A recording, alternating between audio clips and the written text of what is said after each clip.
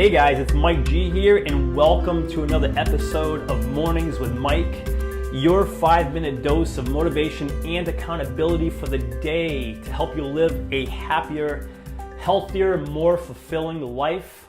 I am so happy you're here, and let's get into today's episode immediately because it's an awesome one. It's an important one, and I think it's one that I think will really help make a difference as far as creating the life, more the things you want to do, whether it's from a financial standpoint, health standpoint, personal standpoint, mental standpoint, and it comes right down to this. Today's episode is all about using the right language to create the life we want. And I'm going to repeat that. It's all about using the right language to create the life we want for ourselves. And when I say language, I don't mean, Portuguese or French or Italian. I don't mean that kind of language. I mean language as far as the words we use, the phrases we use, where it's, for example, let's just get right into it. Words like, I should do that, or I could do that, or, I really want to do that. And the worst one of all, I'll try to do that. And when I say language, that's what I mean, that kind of language. You can even call them words. Sometimes you can make it a phrase, I'll try to do that. Just the word try, or could, or should, or want. That's like limiting language. That's language that doesn't get us anything. It just doesn't help to get us it doesn't help us get anything done. And I want to share a story with you, as far as, how this has affected me tremendously and the difference it's made in my life. I remember back when I was first starting off, I think I just moved to San Diego. I was starting my health and wellness business. I was a young kid. I was probably dating myself here, but I was about 22 years old. I think I was 23 years old. That was a long time ago. I had a success coach I was working with, and she went through some stuff with me. And at the end of the session, she asked me, she said, "Hey, Mike, all right, now this weekend, are you going to take what we worked on? Are you going to take what we talked about and strategize through and work on it this weekend?"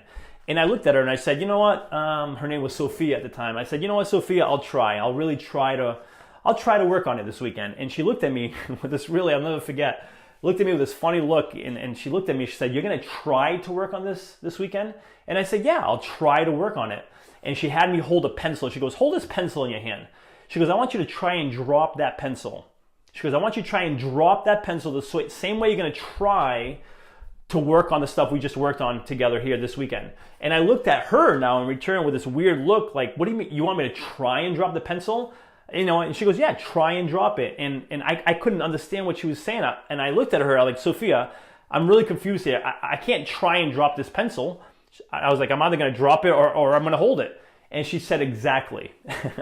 She goes, "Point made." She goes, "You either drop that pencil or you don't. When it comes to doing the work that we just worked on this weekend, you either do it or you don't. There's no try. There's no middle ground. You either do it or you don't."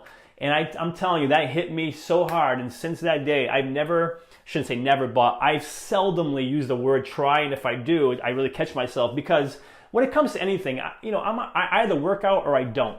I either eat healthy or I don't. I either do something loving or I don't. I'm either patient or I'm not. There's really no middle ground, right? So when it comes to language, let's be careful to not use words like, "I'll try to do it." "I want to do it."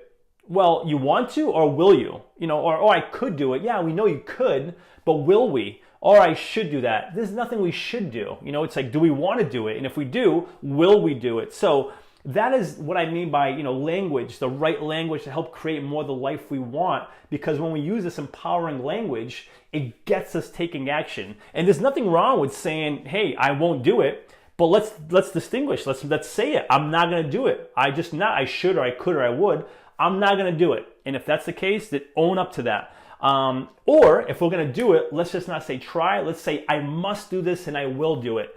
Because I think when we take on that kind of language, that's going to get us closer to more of the things we want, to live a healthier, happier, more fulfilling life. So my call to action to you is start noticing that language you use. And if anything, if there's one word I want you to perhaps consider taking out of your language, is the word try. So going forward, whatever it may be, either say, "I'm going to do it," or "I'm not going to do it."